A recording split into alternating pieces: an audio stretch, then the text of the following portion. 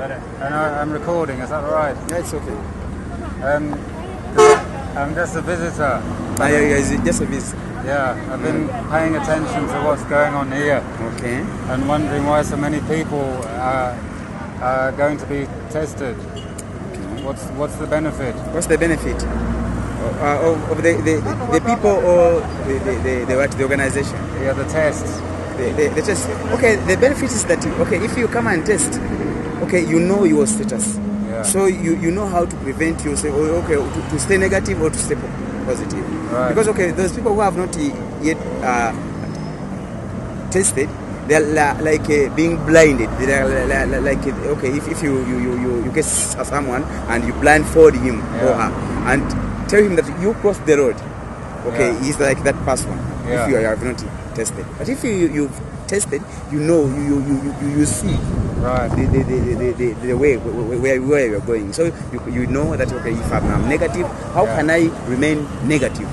So you are cancelled by the counselors, and they give you instructions how to move. Right. That sounds fine, but people are being asked to test 3 times a year now. 3 times? Yeah. Oh yeah, definitely. Because so crossing the road is very dangerous sometimes. Very dangerous. And testing can also be dangerous because people don't know when they're going to get a positive result. No. It can't be dangerous because if you are tested and they give you the results as positive, it's real that you are really positive. And it's an advantage on your side because you know that I'm positive, and if there is any illness, you just know I must do this because I was told by the counselors that if I feel fever, I have to go and cure it. Right. Unlike the other side, if you have not tested and you got any illness, some people think that they are being bewitched. Yeah. So now, have you come across? Have you experienced people testing positive in one place and then testing negative in another place? Definitely. It was, in fact, yesterday we were testing at Chibuye Market. We got that case. The husband was negative and the wife was positive. And it took a long time for them to realize the reality, that is really true. What? Because the man said no, it can't be true because I have been with this wife for 9 years, and we sleep together, we have sex, we have children. How is it that she is positive and I'm negative? But we tried to cancel him and her. Were they disturbed?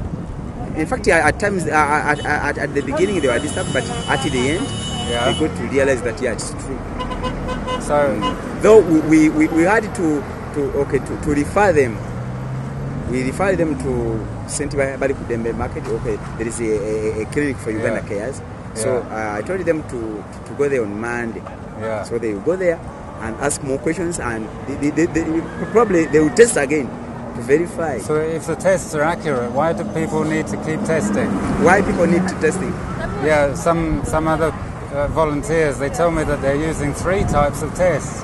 Definitely, because now that suggests that there's not one test that's reliable. One test is not reliable. In that, by the time I come to test, let me say 3 weeks ago, I might have contracted the virus. And today I come and test. So these kids can't see the window period.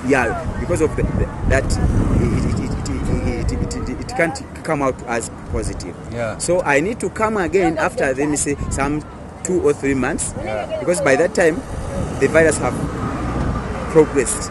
So it can be detected in my blood. So that's why we say that they always tell people that you come another time after 2 months or 3, then another time, so that you come up with the true results. Why do you want us to test? Why do you want people to test?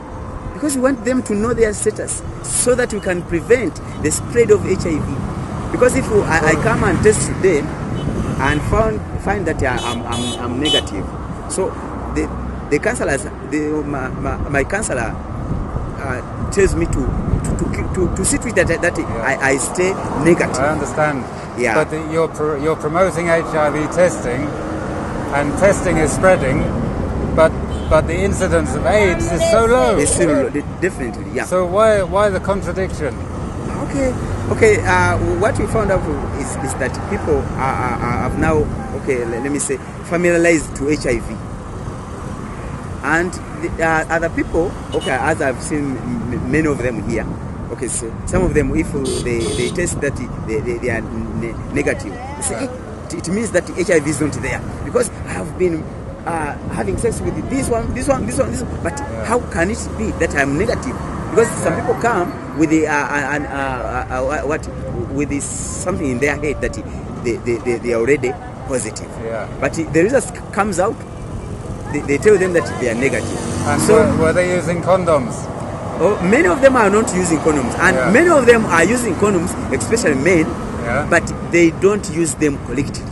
There was a counsellor from an organisation I spoke to some time ago who told me that many people commit suicide after receiving a positive result. Many of them used to commit suicide, but now, no. Those cases are so layered.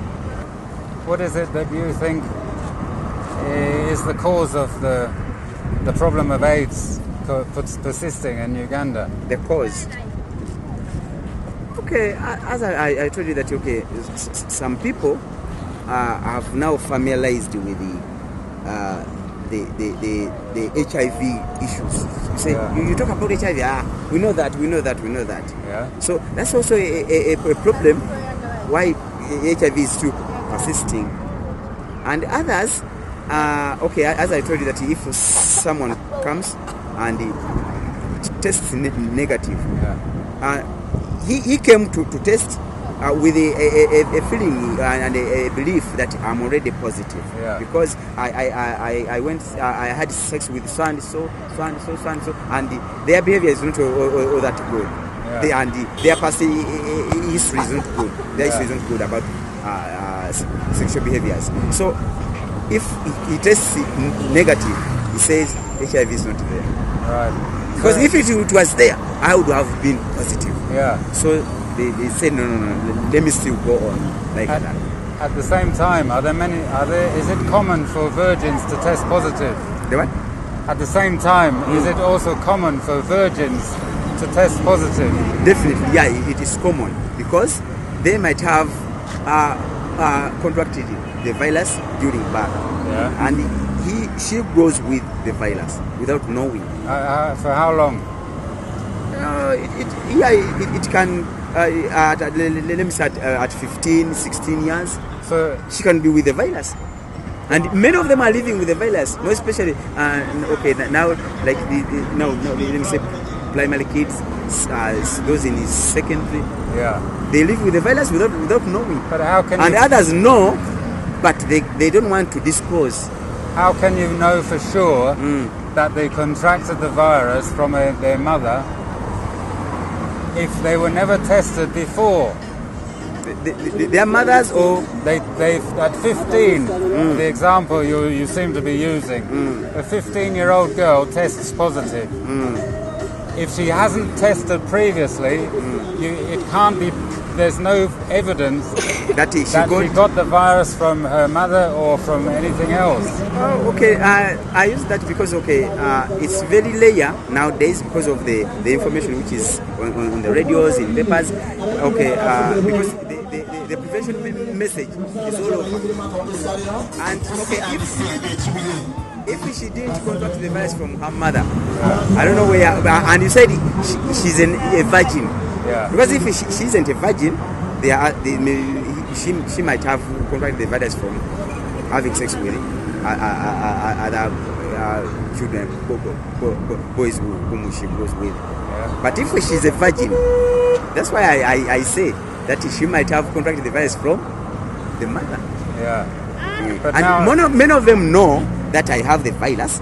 Yeah. But they can't disclose to their fellow kids, and they can't. They remain with the interest in sex. Yeah. But now the tests, all these testimonies are based on people testing on tests referred to as HIV tests.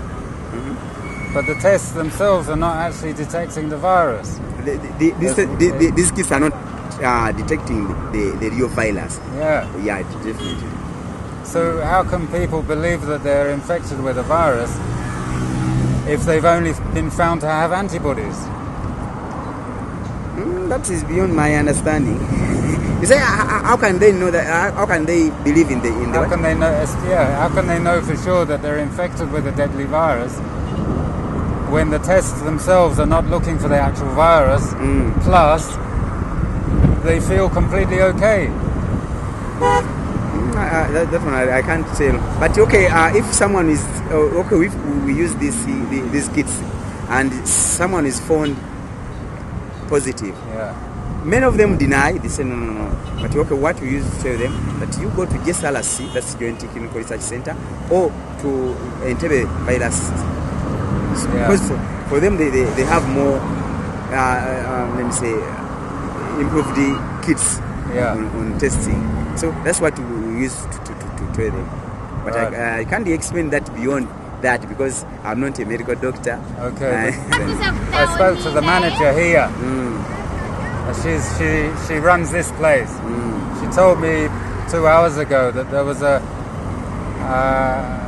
man who died, and his wife then went to test, and she was found to be negative. He died of AIDS. They called it AIDS, and he'd been tested 3 times, and the wife then went to test, and she was found to be negative, and yet they'd been together for 18 years. Yeah. Those cases are now now because even at the AIDS Information Center, yesterday I was with Madame Peace. She told me those cases are nowadays they test people, and they come up, one is negative and one is positive, and they have been living for so long.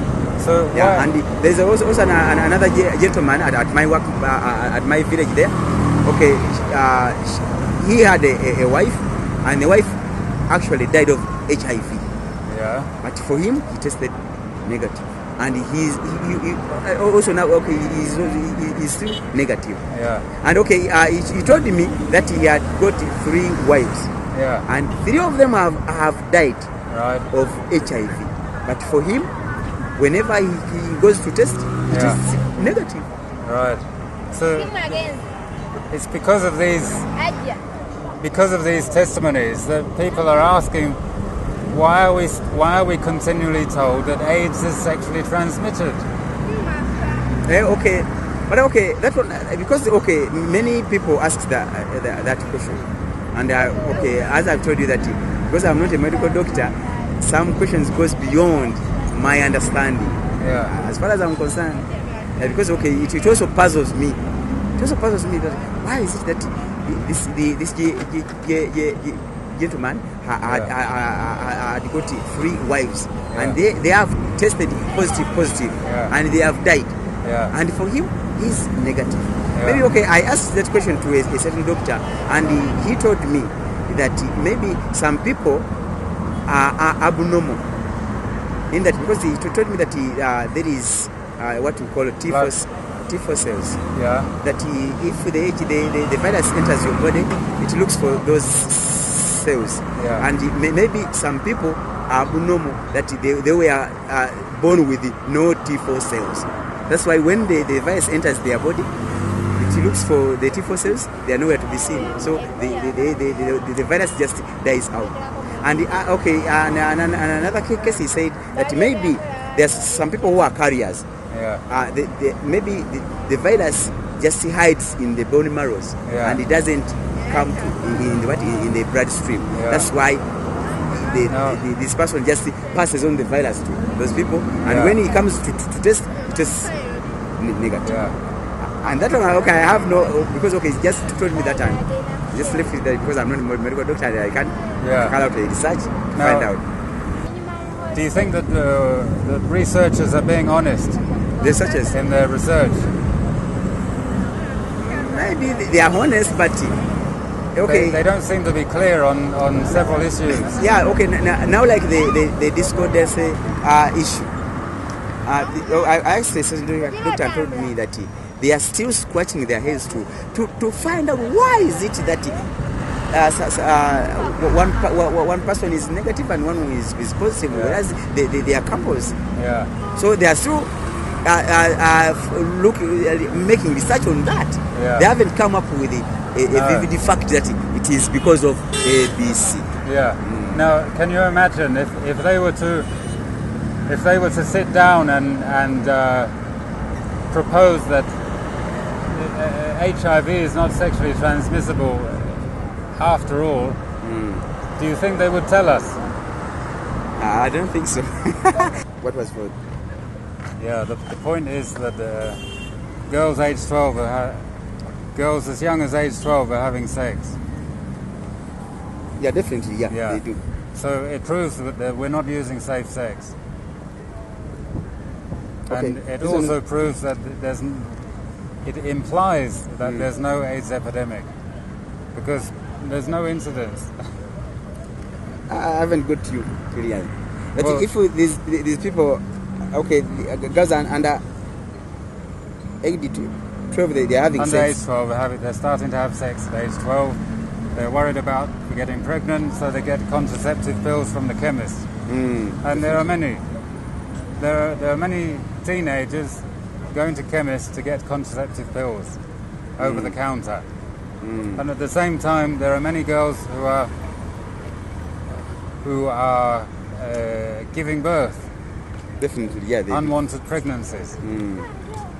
It's a big problem in Britain, but there's no incidence of AIDS among the general population. So okay, you that's why you say that maybe HIV is dwelling in Africa more than it does in Europe. Yeah, our sexual behaviour is more promiscuous than yours.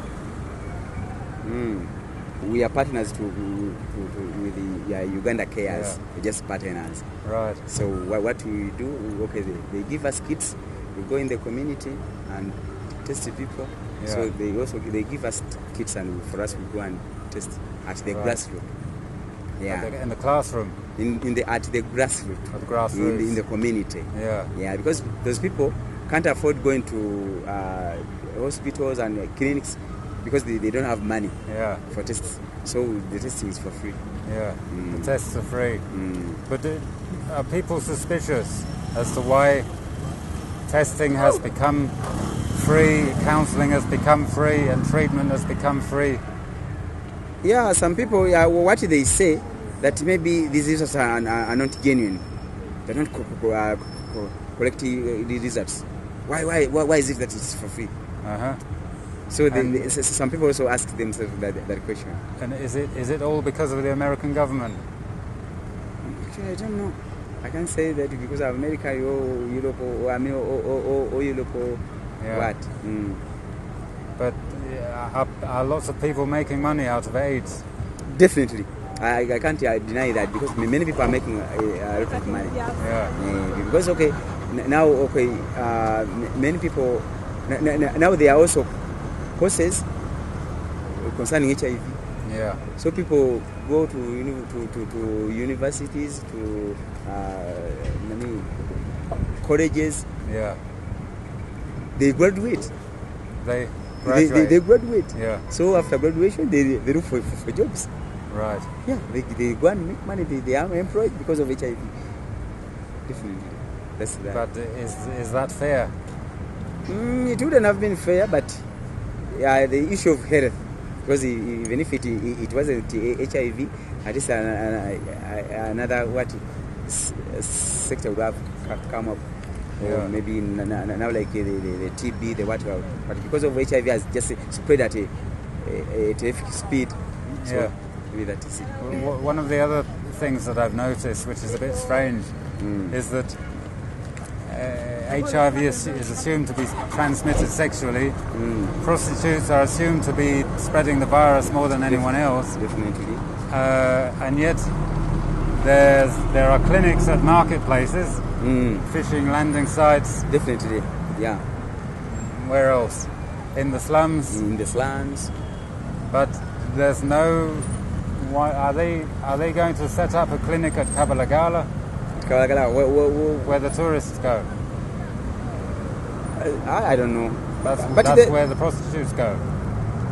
I don't know whether they can do that, but there are clinics around there. There are clinics around there, but the tourists aren't going. The tourists are not going to the clinics. You mean for the tourists? Yeah, they're sleeping with the girls. Maybe if it comes up, maybe nobody has ever thought about that. Well, why aren't they thinking about it? If assuming that prostitution is a high-risk behaviour, and Kabalagala has a name for itself because of the amount of prostitutes who frequent that area. So why has nobody thought of it? I don't know. Maybe. Okay, I raised it in one of the seminars, maybe. But is it because people are lucky, or is it because there's no incidence of AIDS? Maybe they think that because those people who usually go there are high-class people, that they can afford going to clinics anywhere. Maybe that's why. And these other places, they think that these people are low-income people, and they can they can't afford going to clinics to pay much for the health and that. Maybe that's why they do what. And those people are usually now like those people in slums. They are usually low-educated people, so their thinking is low. So maybe that's why. But people's thinking wouldn't have any influence on whether the virus is being transmitted or not. Yeah, many people are ignorant about HIV. Many are so ignorant about it. If it's reported at some time in the future that HIV is not the cause of AIDS, after all, what impact will it have on Ugandans? What impact? I think the population will rise, definitely, because people will say, "Hey, let's have sex as because this scourge of HIV has done something on the decrease on the population." Because many people say, no, let me say, let's use condoms. Some of them say, no, let's abstain from sex. But if they say that it isn't transmitted through sex, many will say, they just go have sex as they wish. And even it will also have an impact on the morals of people. I mean, what will the psychological impact be on those people who have received a diagnosis of HIV positivity or AIDS? Maybe they'll go back to the original thinking, because in the 80s people were thinking that this is just it was bewitched, that it is through this culture of witches and what have you, that this HIV is being transmitted. But as research went on, said no, it isn't that. It is a virus transmitted through sex, through blood transfusion, through what. So, but if they come up with that research, say no, it isn't transmitted through. They say no, maybe it is a bewitch. Maybe it's a curse from God. But all the diseases that are called AIDS, they existed for a long time before. Definitely, yeah. All the signs and symptoms are common. Now, like the is it called the herpes? Is it zoster? The herpes zoster? Yeah. It was there before, but it was most common to aged people. Okay. Yeah, it was there, but aged people. Yeah. And these are the rashes, the what have you, were common diseases. They were there. Yeah. But because of the HIV, it's a combination of those diseases at the same time. Yeah. As far as I know, malaria has never been considered to be an STD. Malaria. Yeah. Mm-hmm. Is that true? Yeah, it isn't an STD. No, you can't tell a person that malaria is transmitted through. It's a sexually transmitted disease. Or TB. No one. Okay, TB might be because people do kiss, people do sleep together, someone coughs, so that can be okay. If they are in bed, it can. Yeah, because of the I understand. So what is it that has convinced people unquestioningly that people who have malaria or TB can be sick because of a virus? It's because it's more common. It's more common. And now like a fever. Let me call it fever. Yeah. For those people with the virus, fever is on and off without curing. Yeah. Yeah. Because of the decrease in their immunity. Yeah. That's why it persists. Yeah. And it's the same thing to TB.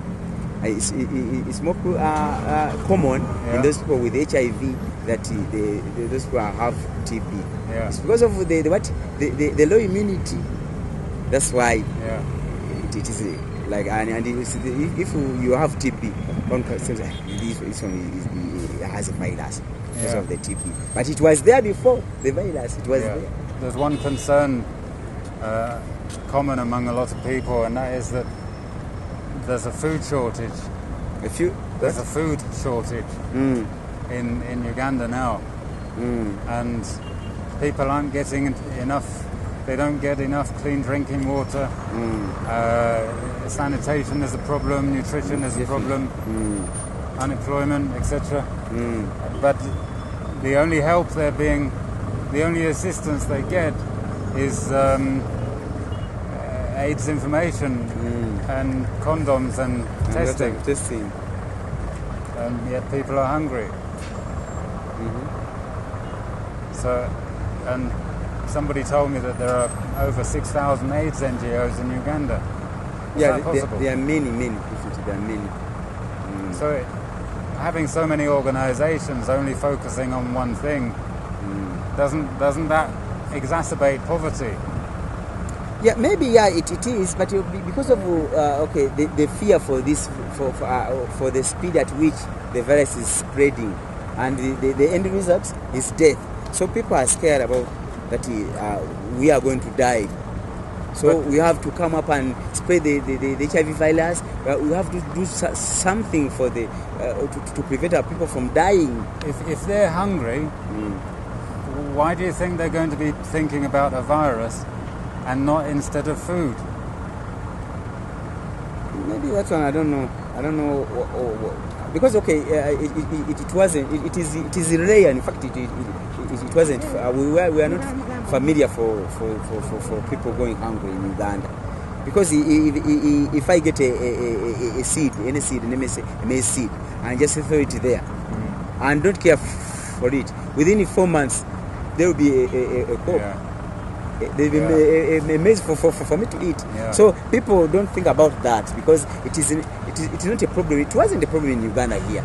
No, but except nowadays that the climate has changed and everything has now totally changed, and people have resorted, as you said, they have resorted to food, to going off food, to HIV and these other problems. And many of them have left the villages. They have come to the towns. Yeah. So there are fewer people in the village to do what? To grow food. Yeah. People have received no education on nutrition. Yeah, definitely, yeah. And I think it's common that children particularly, their immune systems are still developing, and yet they're not eating anything else except chapatis and what's it called? Samosas and mandazi. Mandazi. So they get sick. They get sick, and they don't know why they get sick. You're right. You're right there. That's it. Because now, if you go and see those people, how they feed their young ones, it isn't all that good. People are, the diet is poor. Yeah, it's poor diet which is fed on them. Yeah, that's it. And nobody's there to educate them. Definitely. Well, people have resorted to HIV and other malaria, what have you, but nutrition. Yeah. That's the problem. Which I think in the future it will be a very big problem, because we have now resorted to HIV, living out that. Yeah.